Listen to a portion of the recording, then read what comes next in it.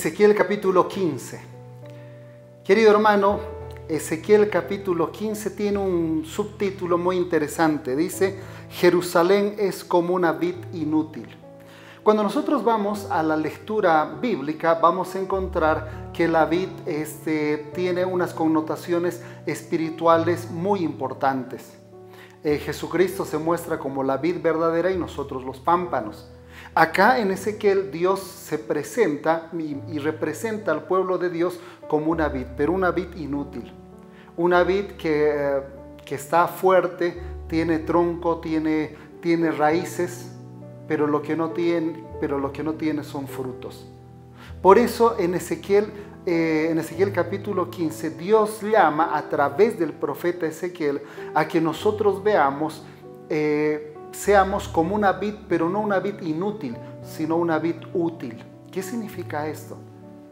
Aparentemente tenemos iglesias muy bonitas. En los últimos años la iglesia ha crecido tremendamente en diferentes ciudades, pueblos y naciones. Tenemos iglesias donde hace 20 años pensábamos que no íbamos a tener iglesias. Tenemos universidades, tenemos unidades educativas. Es decir, Dios bendijo a nuestra iglesia.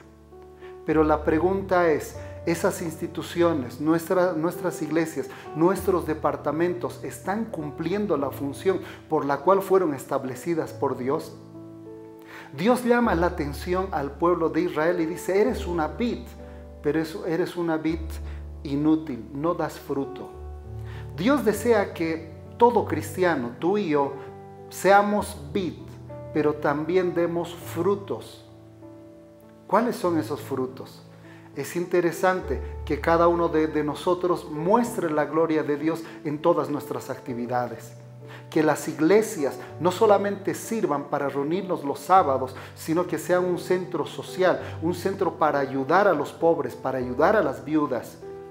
Un centro de preparación para que los jóvenes sean motivados para predicar el evangelio. Nuestras instituciones educativas tienen que preparar a los futuros ministros.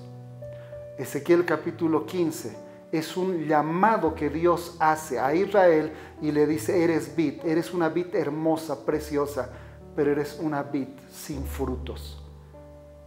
Este mensaje es pertinente para nuestro tiempo. Querido amigo, te invito a que veas tu vida, veas tu iglesia, veas tu comunidad y te preguntes si realmente estamos dando frutos para la gloria de Dios. Que Dios te bendiga.